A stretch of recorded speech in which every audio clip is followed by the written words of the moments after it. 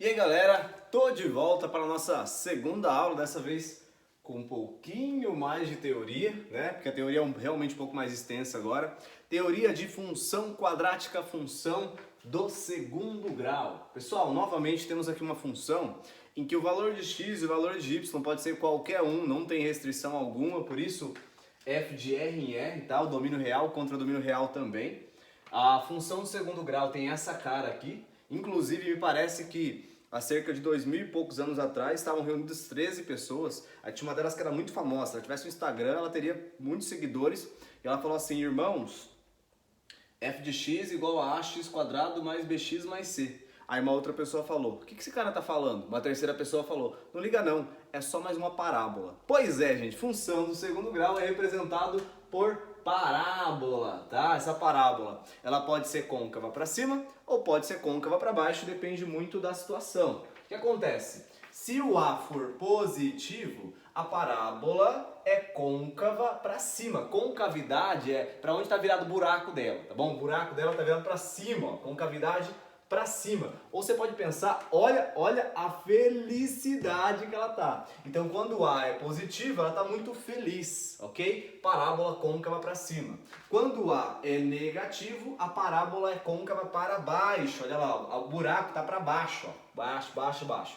Tá bom? E olha, presta atenção na tristeza dele. Tá tão triste, vou até colocar uma lágrimazinha aqui. É muita tristeza, né? Então, gente, A positivo, parábola côncava para cima, A negativo, parábola côncava para baixo, felicidade, tristeza, ok? Em relação ao delta, que é aquele delta de Bhaskara e tal, enfim, se o delta for positivo, você vai ter duas raízes reais distintas, diferentes, separadas ali, ó. Se o delta for igual a zero, você também tem duas raízes reais, porém elas são iguais. Sabe quando você está calculando Bhaskara lá e dá dois números iguais? É isso, é porque o delta é igual a zero, ó. Duas raízes reais iguais. E se o delta é negativo, é aquela hora que a gente fala não tem solução, né? Porque realmente na equação de segundo grau com delta negativo não tem solução. No caso a gente aqui vai interpretar como o gráfico está flutuando, o gráfico não corta o eixo x, seja ele côncavo para cima ou para baixo. Belezinha? Ok? Então, continuando, fica a dica aí, usem máscara, né? Ou usem Bhaskara, se você assim quiser. Bhaskara acho que é a fórmula mais famosa da matemática, talvez junto com Pitágoras ali. Delta é igual a b quadrado menos 4ac, e a segunda parte, x é igual a menos b, mais ou menos raiz de delta sobre 2a. Alguns de vocês pode ser que tenham visto essa fórmula com essa parte aqui dentro da raiz, tá certinho também, tá? É a mesma coisa, são variações da mesma fórmula. Você pode ainda usar soma e produto, pouca gente gosta, mas se alguém preferir usar soma e produto, dá para usar também, principalmente quando A é igual a 1, beleza? O que eu tô falando de teoria, gente, eu vou mostrar depois nos exercícios, tá? O que tem de mais importante aqui, vou mostrar diretamente nos exercícios. Por enquanto, eu tô só dando uma geral de toda a teoria de função de segundo grau. Uma coisa muito importante em função de segundo grau são as coordenadas do vértice. E essa parte aqui você vai, né, você vai se divertir muito, porque quando a questão é disso, ela, né, aí você diverte-se. Né? Então é realmente muito importante, tem o x do vértice, tem o y do vértice, as formulazinhas aqui, inclusive essa questão que eu vou resolver daqui a pouco é sobre esse assunto, daqui a pouco eu mostro para vocês. Para você encontrar a imagem, o que é imagem? Me dê imagens. Imagem é o ponto mais baixo até o ponto mais alto de um gráfico. Então, por exemplo, quando o gráfico ele é uma parábola côncava para cima, a imagem ela vai aqui, ó, do ponto do vértice até o infinito. E quando a parábola é côncava para baixo, ela vai aqui do ponto máximo, ponto do vértice, até o menos infinito. É do ponto mais baixo até o ponto mais alto. Então estão aqui as duas fórmulas. Quando A é positivo, parábola côncava para cima, vai do y do vértice até o infinito. Até mais infinito. E aí quando A é negativo, a imagem vai lá do menos infinito até chegar no y do vértice. Beleza? Essas duas fórmulas aqui, ó, uma delas eu vou utilizar mais tarde na nossa live, tá bom? Para explicar para vocês para que serve. Mas assim, em linhas gerais, as duas servem para o mesmo propósito, que é o seguinte: você tem um gráfico, mas você não tem a expressão, você não sabe qual que é a lei da função. Mais ou menos igual eu fiz nas questões de primeiro grau agora há pouco. Essas fórmulas ajudam eu a transformar um gráfico em uma lei, uma expressão, tipo f de x igual a x quadrado mais 4x menos 5. Enfim, vou encontrar algo desse tipo, beleza? E para fechar, gente, Pontos notáveis, pontos importantes na parábola. Aliás, parábola, para quem não sabe, é a função do goleiro, né? Parar a bola. Enfim, pontos notáveis da parábola. Nós temos 4 pontos notáveis na parábola. 2 deles são as raízes, ó, x1 e x2, ok? E onde é que como é que eu encontro essas raízes? Raiz você encontra quando você pega uma pá e cava bem fundo no local onde tem plantas. Não, brincadeira. Raiz, pessoal, você vai encontrar utilizando Bhaskara ou some-produto, tá? As duas coisas servem para encontrar as raízes. Outro ponto notável é o vértice, que é o ponto mínimo ou máximo de uma parábola, depende se ela é côncava para cima ou para baixo, beleza? Ó, voltando aqui, se ela é côncava para cima, ela vai ter ponto de mínimo, se ela é côncava para baixo, ela vai ter ponto de máximo, beleza?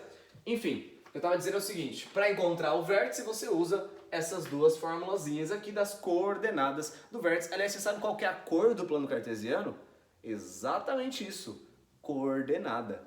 Enfim, continuando aqui, gente, além das raízes e do vértice, eu tenho também esse cara aqui, ó. Esse cara aqui, que é o intercepto do eixo Y. Não confunda com aquele piercing que você coloca no septo, não é isso não.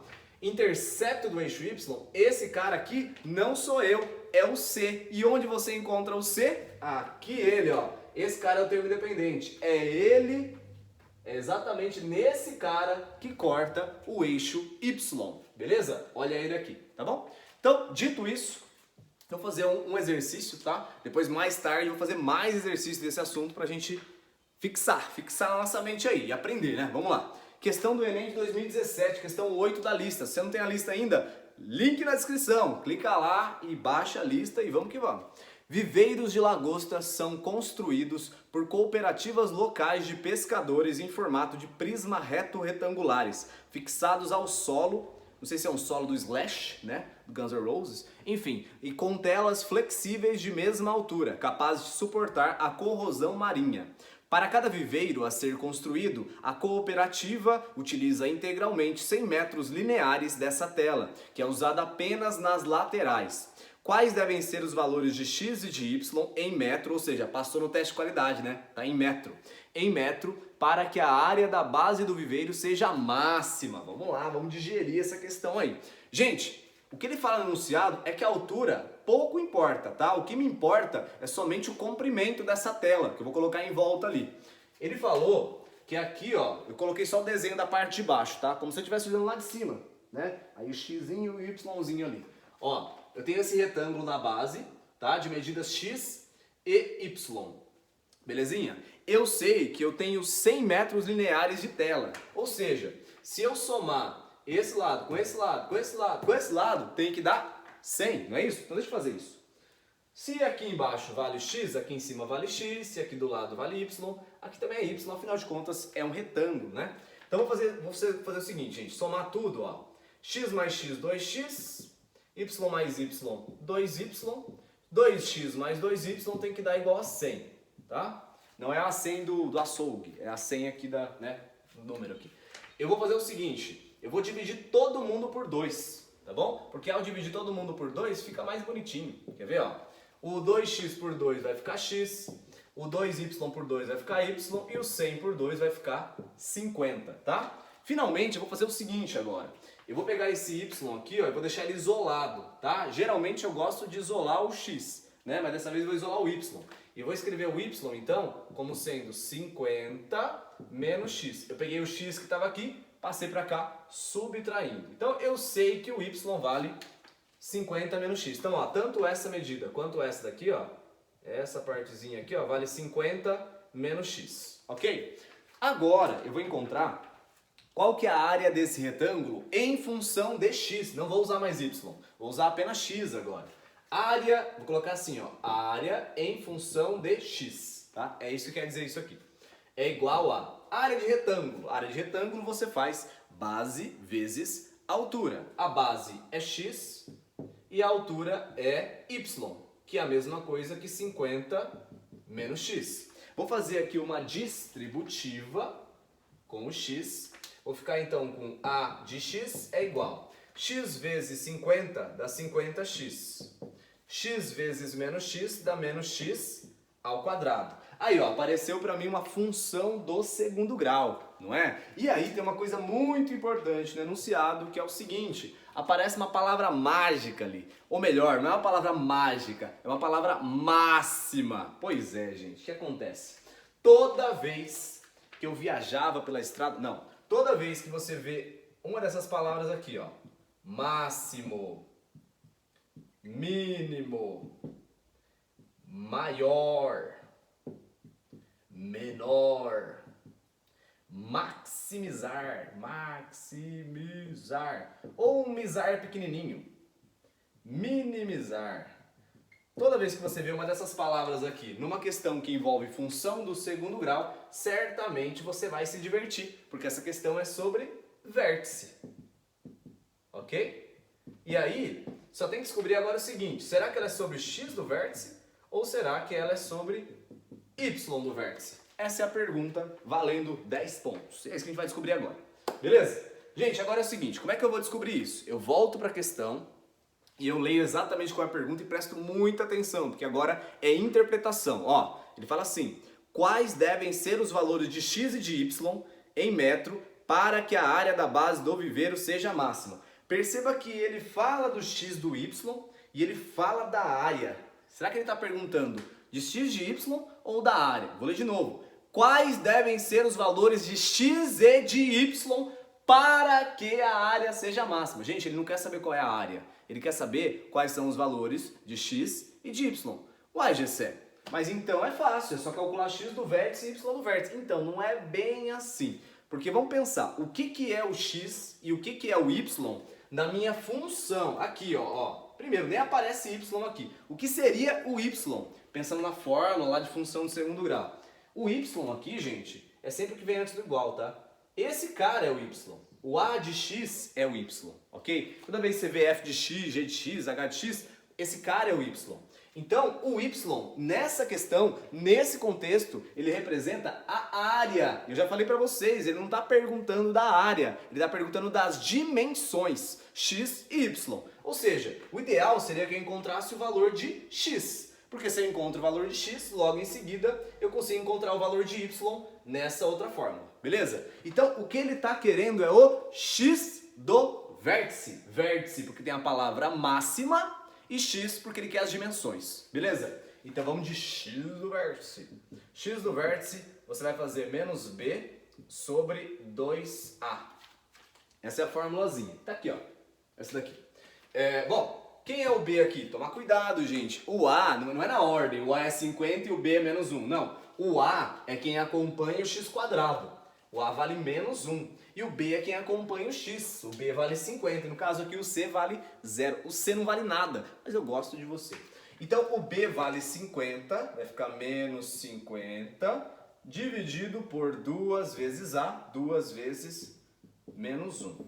Tá? Vou fazer aqui então, menos 50 dividido por menos 2. Menos com menos dá mais, 50 por 2 dá 25. Então x do vértice é igual a 25. E aí, gente, já que eu sei o valor do x, é só pegar esse valor, substituir aqui, ó. Aí você encontra o valor do y. Então o y, que por um acaso vai ser o y do vértice, tá? Coincidentemente. Vai dar 50 menos 25, que, novamente, mais uma coincidência, é igual a 25 também. Nossa, mas deu igual. Uai, Gessé, mas se deu igual, isso aí não é um retângulo, isso é um quadrado. Então, eu tenho uma notícia para você. Todo quadrado é um retângulo. E eu tenho uma notícia melhor do que essa para você ainda. Que é uma dica, que é o seguinte: toda questão que envolve área ou dimensões de um retângulo, ele te dá o perímetro, igual nessa questão, e ele pergunta qual é a área máxima, ou quais são as dimensões para que tenha a área máxima. Fica a dica aí, se lembrar vai facilitar muito sua vida. A área máxima de um retângulo, se você puder modelar ele à vontade, só tendo o perímetro, sempre vai se dar quando ele for um quadrado, exatamente. A área máxima é quando ele for um quadrado. Se você soubesse disso desde o começo, já tinha olhado e falando, calma, é uma questão de retângulo, né? Eu sei o perímetro e eu quero modelar ele para ele ter área máxima. Simples, vai ser quando ele for um quadrado. Eu tenho 100 para colocar de tela, tem 4 lados, 100 dividido por 4 dá 25. Então vai ser 25 por 25. Seria muito mais fácil, né? Mas ficou assim, gente. Alternativa D, Eu volto daqui a 3 minutos, daqui a 1 minuto, não sei, com log. Log, tô de volta. Abraço!